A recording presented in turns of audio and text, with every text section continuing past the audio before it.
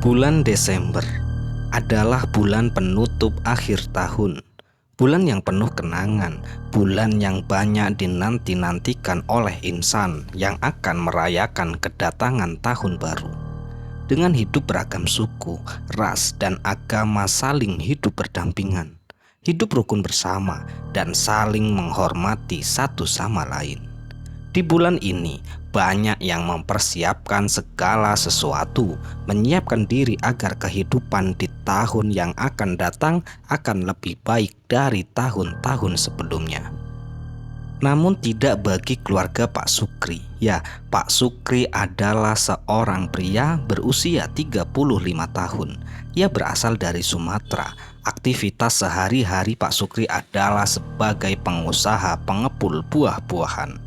Bertahun-tahun lamanya ia membangun usahanya itu, jatuh bangun. Perjuangannya pun membangun usahanya itu sangat berdarah-darah. Tak kenal kata lelah, terus belajar, jatuh, ia pun bangkit lagi. Seperti itu terus hingga akhirnya di tahun 2020 hingga saat ini usahanya pun meningkat dengan pesat. Akan tetapi semakin besar pohon tumbuh semakin menjulang tinggi. Terpaan angin pun yang datang membuat pohon itu seakan-akan hampir roboh. Namun dengan didasari akar yang kuat, pohon itu pun kuat menahan gempuran angin bertiup kencang. Malam itu, sebuah aktivitas di rumah Pak Sukri masih terlihat. Nampak para pekerja Pak Sukri pun penuh dengan semangat memuat buah pepaya ke dalam sebuah truk. Pak Sukri bersama satu pria tengah duduk menghitung dan melihat proses muat buah. Sembari ditemani secangkir kopi dan satu bungkus samsu, ia terlihat sedang berdiskusi dengan pria tersebut. Ya, pria itu adalah Narto, seorang sopir kepercayaan Pak Sukri. Toh, besok kamu bongkar kelapak Juragan Wasis dulu ya. Sisanya bawa ke induk, ucap Pak Sukri sembari menghisap rokoknya. Terlihat gumpalan asap berwarna putih pun mengepul ke arah atas. "Nggih Pak," jawab Narto sembari menyeruput secangkir kopi. Dan tidak lama kemudian truknya pun sudah penuh. Muatannya pun terlihat sudah sangat rapi tertata. Yang itu artinya Narto siap memacu truknya menuju ke Jakarta. "Ya wis yo Pak, aku tak berangkat dulu," ucap Narto sembari berjalan ke arah Pak Sukri.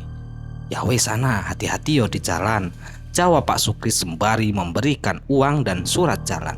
Dan singkat cerita, Narto pun mulai memacu kendaraannya. Jalan demi jalan pun ia lalui di malam hari yang gelap gulita. Hanya bertemankan kegelapan, Narto pun sesekali berhenti untuk sekedar makan ataupun istirahat.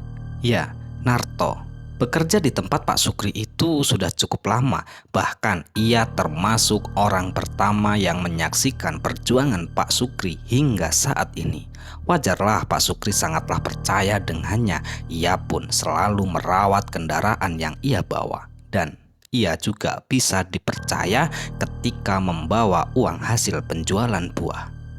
Memang terkadang para lapak itu tidak semuanya transfer, ada juga yang membayar cash. Jadi jika ada seseorang lapak yang membayar cash, maka mau tidak mau Narto pun harus menjaga uang itu agar bisa sampai di tangan Pak Sukri tanpa kurang satu lembar pun.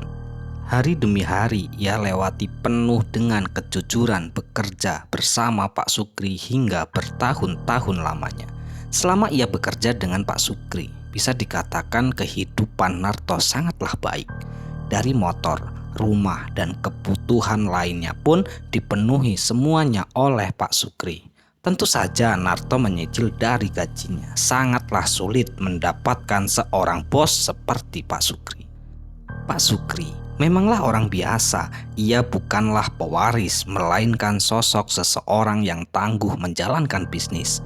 Dengan modal seadanya, tahap demi tahap ia lewati. Ketangguhan Pak Sukri tentu semua itu dilandasi dengan pondasi yang kuat, dengan ilmu agama yang kuat, dan didikan dari orang tua tidak terlepas dari sosok Pak Sukri. Sejak Pak Sukri SD, ia sudah dititipkan oleh orang tuanya ke sebuah pesantren yang ada di daerah Jawa. Waktu demi waktu pun telah berlalu. Malam yang semakin larut, Narto pun kembali memacu kendaraannya melewati jalanan beraspal lintas timur Sumatera. Jalan demi jalan ia lewati hingga akhirnya tak terasa 10 jam perjalanan ia telah lewati. Hingga akhirnya Narto pun telah sampai di sebuah dermaga 5 pelabuhan Bakauheni. Tepatnya di sekitar jam 5 pagi. Narto pun langsung bergegas membeli tiket. Ya, kali ini Narto akan menggunakan kapal reguler. Tentu saja harganya yang lebih murah dibandingkan tiket kapal eksekutif. Padahal dari awal Pak Sukri selalu meminta Narto untuk naik kapal eksekutif. Tentu saja dengan alasan waktu lebih cepat dan menjaga kualitas buah. Akan tetapi akhir-akhir ini Narto selalu bermain curang. Uang sisa yang harusnya dibelikan tiket eksekutif ia pergunakan untuk deposit. Ya, Narto 3 bulan ini ia sudah kecanduan bermain judi online. Tidak tanggung-tanggung sekali deposit ia sampai 500.000. Berawal penasaran hingga keterusan, ya itulah yang dilakukan Narto. Sebenarnya Pak Sukri sudah mulai curiga. Kala itu Narto mengatakan kepada Pak Sukri bahwa baru saja ia ditodong ketika ia sedang mengganti ban. Dan tidak nanggung-nanggung, uang yang ditodong oleh preman itu sebesar 10 juta itu pun raib dibawa penjahat. Awalnya Pak Sukri sempat percaya, namun semakin hari semakin terlihat keanehan yang dilakukan oleh Narto. Hingga akhirnya Pak Sukri pun mulai curiga dengan gerak-gerik yang dilakukan oleh Narto. Pak Sukri pun mencari info kebenaran yang telah dilakukan oleh Narto. Dan ternyata setelah ia mencari kesana kemari info tentang kabar uang 10 juta yang raib digondol oleh penjahat, mobil rusak, ban serep yang hilang, dan masih banyak lagi alasan Narto yang disampaikan kepada Pak Sukri. Hingga akhirnya setelah semuanya sudah jelas, dengan berat hati Pak Sukri pun memutuskan untuk memberhentikan Narto dari kerjaannya. Tentu saja keputusan ini harus dilakukan oleh Pak Sukri. Jika tidak, Narto akan lebih parah dan keluarganya pun akan menjadi korban kegilaannya dengan judi online. Dengan hati yang sangat berat dan segala resiko pun sudah siap ia tanggung. Awalnya Pak Sukri masih ragu untuk bertindak.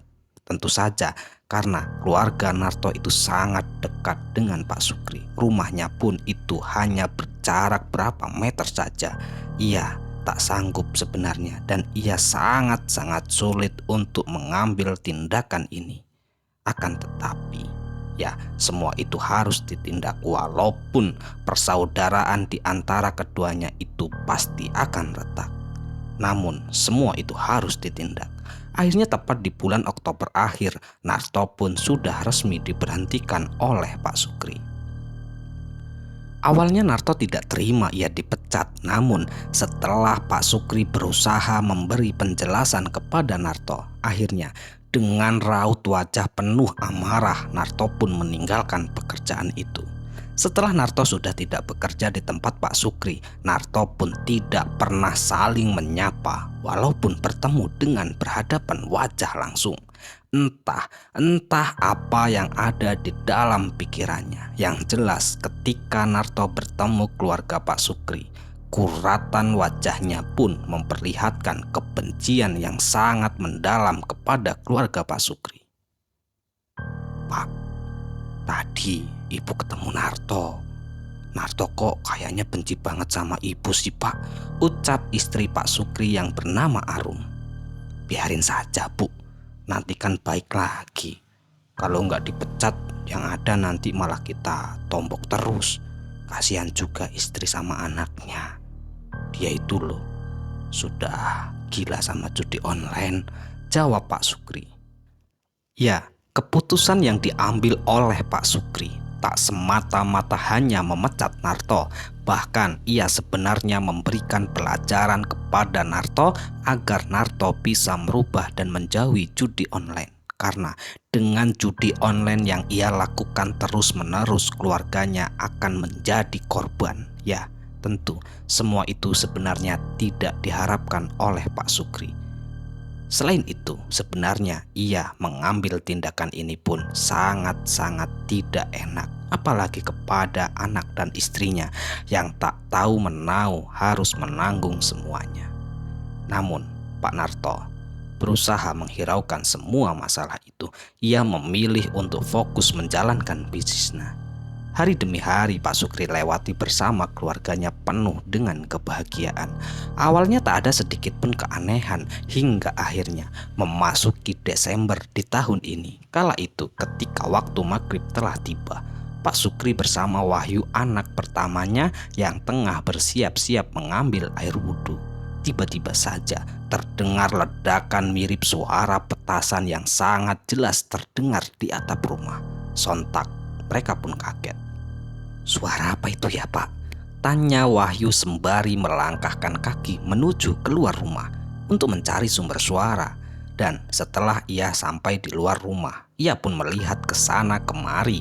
Bahkan Wahyu pun melihat ke arah atap rumah. Tak nampak apapun, suaranya mirip petasan. Akan tetapi tidak ada sedikit pun tanda-tanda bahwa itu petasan. Dari baunya saja tak tercium sama sekali. Aneh sekali. Ya, di dalam pikiran Wahyu kala itu hanya ada kejanggalan tentang kejadian yang barusan ia dengar bersama sang ayah. "Ono boleh?" tanya Pak Sukri. "Tidak ada apa-apa loh, Pak. Tapi kok keras banget ya? Suaranya mirip petasan," timpal Wahyu kembali. "Sudahlah, biarin saja. Paling anak-anak kecil main mercon," ucap Pak Sukri. Ya, awalnya Pak Sukri memang tidak menaruh sedikit pun rasa curiga. Ia hanya mengira bahwa itu adalah sumber suara yang dihasilkan dari petasan anak-anak kecil yang sedang bermain. Waktu demi waktu pun telah berlalu, waktu malam pun telah tiba. Kala itu ketika Pak Sukri tengah duduk sembari menghisap rokoknya di ruangan tamu. Entah kenapa kala itu di waktu malam hari ia merasa gelisah. Ia tak bisa memejamkan mata. Tak biasa-biasanya ia merasakan kegelisahan seperti itu. Dan tiba-tiba saja tepat di jam 1 malam, suara petasan itu pun kembali terdengar sangat jelas. Pak Sukri pun sontak langsung keluar rumah mencari sumber suara. Dengan sedikit kesal ia pun kesana kemari mencari seseorang yang berani-beraninya menyalakan petasan di tengah malam begini. Akan tetapi lagi dan lagi setelah Pak Sukri memastikan kesana kemari melihat ke atap rumah, tak satu pun ia dapati seorang di luar rumah. "Kurang ajar, sopo wani-wani ini dolanan mercon bengi-bengi koyok ini?" krutu Pak Sukri. Setelah ia memastikan tak ada satu orang pun, Pak Sukri pun kembali masuk. Ia pun berusaha memejamkan mata hingga akhirnya Pak Sukri pun terlelap dalam tidurnya. Belum lama ia terpejam, tiba-tiba saja ia bermimpi merasakan seolah-olah di dalam rumahnya dipenuhi dengan sesosok makhluk yang sangat mengerikan. Sosok itu pun memenuhi setiap sudut rumah Pak Sukri. Pak Sukri pun berusaha berteriak-teriak dan berlari sekuat tenaga. Akan tetapi Pak Sukri tak bisa menggerakkan kakinya sama sekali. Dan akhirnya ia pun terbangun dari tidurnya. Wajahnya Pak Sukri pun dipenuhi dengan keringat. Nafasnya pun tersengal-sengal. Belum sempat ia menenangkan diri, tiba-tiba saja aroma bau anyir tercium sangat menyengat di dalam kamarnya. Perlahan demi perlahan bau anyir itu pun bercampur dengan bau bunga mawar yang sangat harum. "Astagfirullah, ono apa to iki?" ucap Pak Sukri lirih sembari menenangkan diri. Tidak lama kemudian aroma bau anyir dan bunga melati itu pun perlahan hilang dengan sendirinya. Pak Sukri pun berusaha menenangkan diri, dan setelah dirasa tenang, Pak Sukri pun kembali duduk di ruang tamu. Ia kembali menyalakan sebatang rokok yang ia punya untuk memikirkan kejadian yang barusan ia alami. Hingga akhirnya pagi hari pun telah tiba. "Kenapa, Pak? Kok pagi-pagi sudah melamun sih?" tanya istrinya. "Gak apa-apa, Bu," jawab Pak Sukri sembari menutup-nutupi semua kejadian yang ia alami malam tadi. Pak Sukri takut jika istrinya tahu istrinya akan berpikir yang tidak-tidak. "Ya wis, ayo sarapan, Pak," ajak istrinya. Mereka berdua pun bergegas ke dapur untuk mengambil sarapan. Ketika Pak Sukri mengambil nasi di magicom, ya, di sebuah magicom yang baru saja dimasak oleh istrinya. Tiba-tiba saja kala itu Pak Sukri pun terkejut kala melihat nasi yang ia ambil. Ternyata nasi itu sudah basi. Kejadian demi kejadian selalu dialami oleh keluarga Pak Sukri. 1 minggu berturut-turut Pak Sukri dan keluarganya pun selalu mengalami kejadian-kejadian yang sangat aneh. Suara ledakan mirip petasan, nasi basi, ya, semua itu selalu ia alami. Awalnya Pak Sukri masih mengira bahwa kejadian itu adalah ulah orang yang iseng, sengaja menyalakan petasan di rumahnya, sedangkan magicom ia anggap rusak. Setelah penanak nasi ia ganti yang baru, namun nasi tetap saja basi. Hingga akhirnya setelah memasuki malam ke-12, tiba-tiba saja kala itu tepat di waktu malam sekitaran jam 9 malam, Pak Sukri mengalami sesak napas. Bahkan sesak nafas Pak Sukri semakin parah. Istrinya pun berusaha mengerik. Ia mengira Pak Sukri masuk angin. Akan tetapi ketika Wahyu melihat wajah sang ayah, sontak ia pun sangat terkejut. Wajah Pak Sukri terlihat sangat hitam dan pucat, namun ia tak menghiraukan hal itu. Wahyu dan Bu Arum pun berusaha menyembuhkan Pak Sukri. Bahkan Bu Arum pun sampai memanggil adik Pak Sukri. Akan tetapi Pak Sukri tak kunjung sembuh. Dengan sigap, Sigit, adik Pak Sukri pun langsung membawa sang kakak ke klinik terdekat untuk bantuan pertama. Ia pun langsung memacu kijang Innova milik Pak Sukri dengan penuh kecepatan tinggi. Setelah dirawat di klinik, keadaan Pak Sukri tak kunjung membaik. Nafasnya pun masih tersengal-sengal. Kala itu klinik pun tak bisa memutuskan penyakit apa yang diderita oleh Pak Sukri. Sungguh aneh sekali. Sebenarnya Pak Sukri tidak memiliki riwayat penyakit asma sama sekali. Hari demi hari telah berlalu. 3 hari keadaan Pak Sukri saja seperti itu. Ya, bahkan Pak Sukri sudah tak bisa berbicara. Sigit pun langsung teringat dengan Mas Wahid. Ya, Mas Wahid adalah seorang tabib yang sangat terkenal keampuhannya. Ia sering sekali mengobati penyakit yang tak ada diagnosa dari rumah sakit. Akhirnya kala itu Sigit bersama Bu Arum pun membawa ke rumah Mas Wahid. Walaupun klinik kala itu tidak memperbolehkan, akan tetapi selama di klinik keadaan Pak Sukri tak kunjung membaik. Dengan segala resiko dan sebuah surat yang ia tanda tangani, Sigit pun langsung membawa Pak Sukri ke rumah Mas Wahid. Syukurnya rumah Mas Wahid tidak terlalu jauh, sekitar 2 jam perjalanan, hingga akhirnya ia pun sampai. Dan singkat cerita, setelah mereka sampai, Pak Sukri pun langsung ditidurkan di atas kasur. Dan Mas Wahid pun terlihat memejamkan mata dan membaca sebuah ayat-ayat suci. Entah apa yang sedang dibaca oleh Mas Wahid. Kala itu Sigit, Bu Arum, dan Wahyu pun tak tahu apa yang dibaca oleh Mas Wahid. Ia hanya berharap Mas Wahid bisa menolong Pak Sukri. Tangannya pun terlihat sembari berhitung menggunakan tasbih berwarna putih. Mas Wahid pun berkonsentrasi penuh, dan di saat itulah Mas Wahid pun meniup air 1 gelas yang sudah disiapkan. Lalu Mas Wahid pun mengusap-ngusapkan air itu ke wajah Pak Sukri dan berusaha meminumkan kepada Pak Sukri. Perlahan demi perlahan air 1 sendok itu pun masuk ke dalam mulut Pak Sukri. Dan benar saja, sebuah keajaiban telah datang untuk Pak Sukri. Pak Sukri pun perlahan mulai sadarkan diri. Ya, aneh sekali. Namun semua itu nyata terlihat oleh mereka semua. Akhirnya Pak Sukri pun sehat kembali walaupun keadaannya sedikit masih lemas.